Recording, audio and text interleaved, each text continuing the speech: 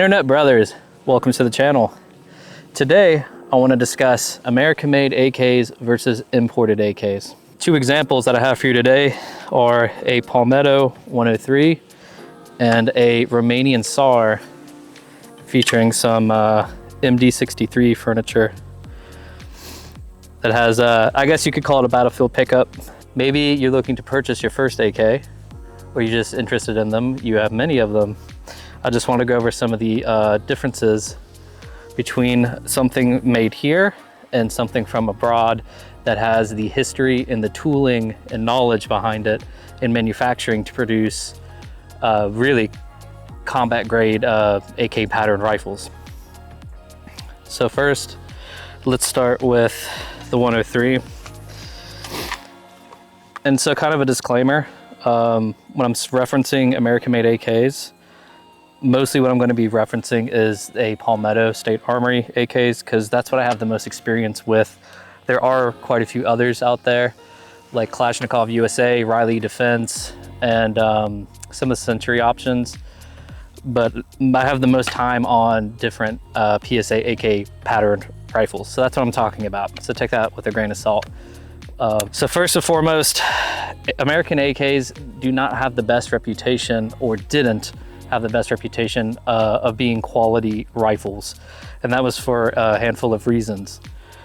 The biggest one was the design choices that manufacturers were using some time ago, 5 years ago, 10 years ago, maybe even more recently than that, where they, for whatever reason, they tried very, very hard to not put forged trunnions and bolts, very critical components to a long-lasting AK in the rifles. And that could be for a variety of reasons. That could be they simply didn't know the construction or the materials used, or they simply were just trying to save money and produce a rifle that they could just put out there for the for as cheap as possible in reality, right? So over time, as through trial and tribulations and a slew of kind of disastrous AK rifles designs, like a few come to mind, like the Century Arms, what is it? Not the Vishka. What is it? The RAS 47. Those were notorious for having very soft trunnions and bolts, and being dangerous, and having instances of them basically kabooming. Over time though, the companies realized, hey, maybe we should use better materials for those critical pieces. And you know, and for the most part, that has been rectified. And generally speaking today, when you find an American-made AK, for the most part, it's going to have a forged trunnion and a forged bolt, which is nice. That's a very good thing. You want those things. And so this particular one has the FN barrel that PSA offers, which is a fantastic barrel that's cold hammer forged. And it is a stellar shooter. The most notable thing across, once again, I'm mostly talking about Palmetto rifles. Their gassing is almost better in the sense that they're much softer shooting than the traditional gas port sizes used by Combloc countries when they were making these rifles. To be fair though, with that said, the Combloc rifles are gassed, I mean, they're over gassed for combat in very adverse, unforgiving conditions. So, you know, you kind of pick your poison there if you'd rather have something that shoots really soft and flat, or if you want something that's over gassed but is good in almost any environment, really.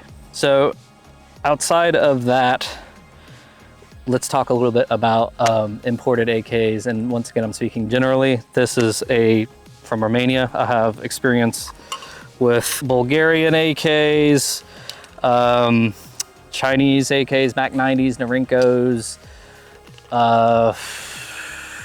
you know, Wassers, SARs. I'm trying to think of what else. Arsenals, Polish AKs. I've really spent a lot more time with imported or Combloc AK patterned rifles.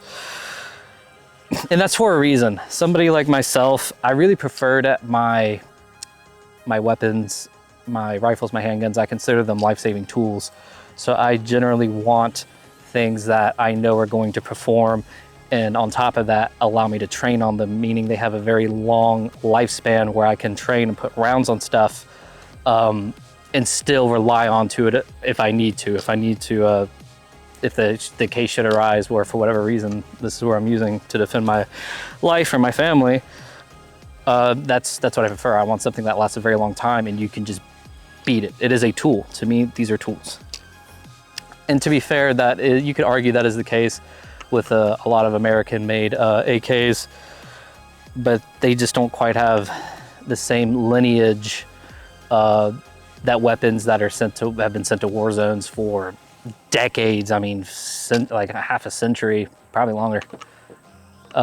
They just don't have quite the lineage and background that most of these Combloc rifles have in their engineering and their manufacturing, what factories they come from and the materials used. So in that sense, I much prefer a tried and true Combloc imported weapon, AK.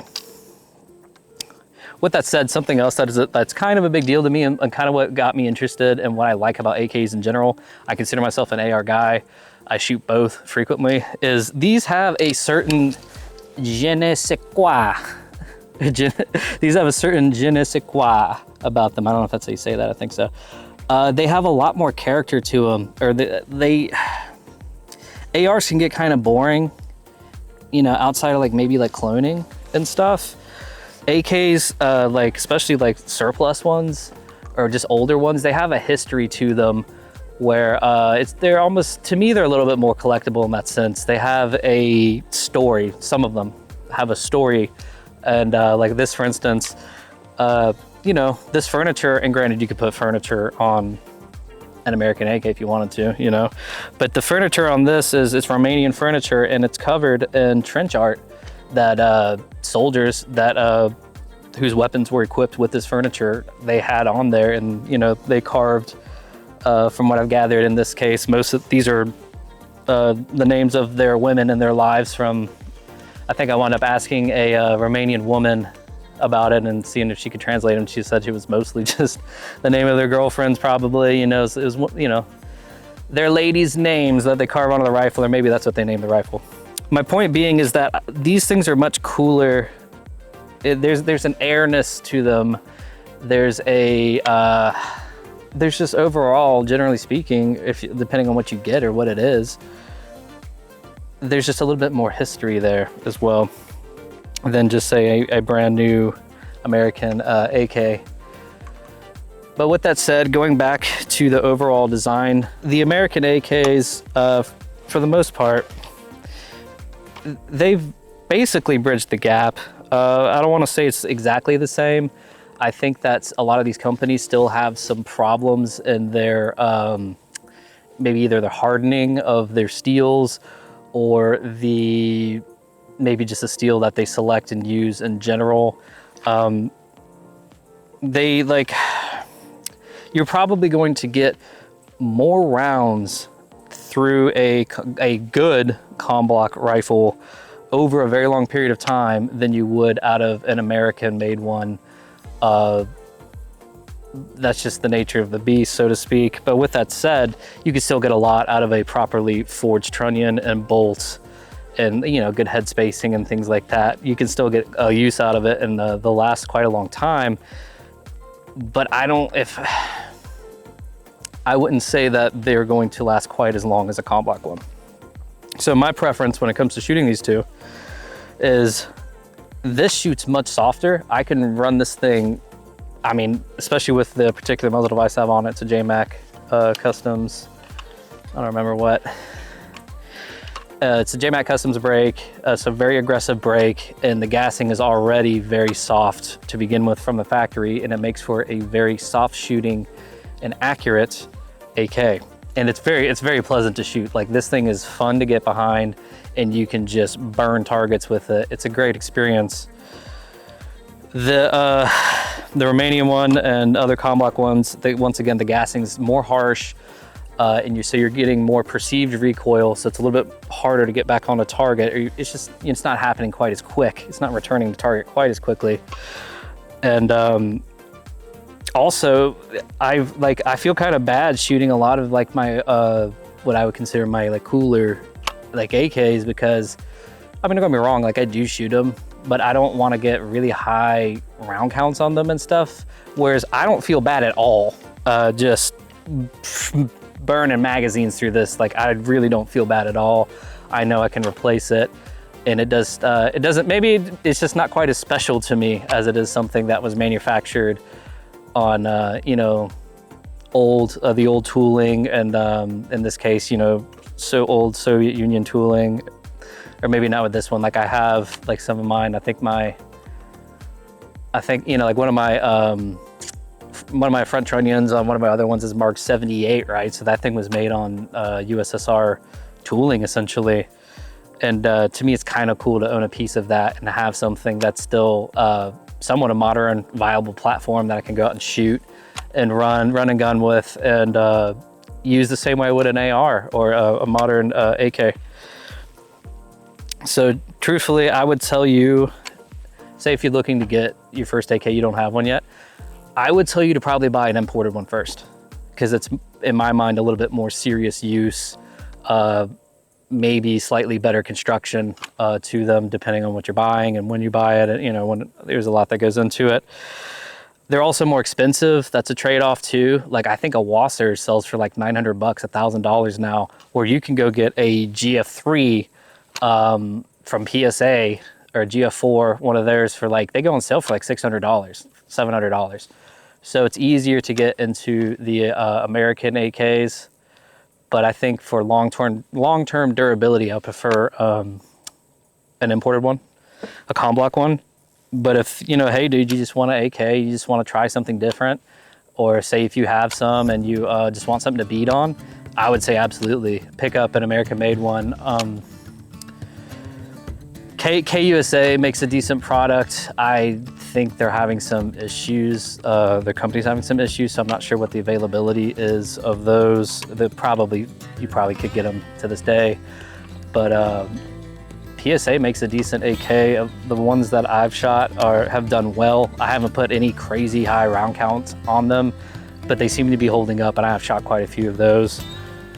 And you know, the world is your oyster in that sense. You know, like you could go get a Bulgarian kit and get a competent builder to assemble it for you, and you can have a very good, nice rifle. Although it's getting harder to find parts kits in general, because companies, including PSA, are buying them and building them and putting them out on the market, which is kind of sad. You used to be able to get kits for not a lot of money.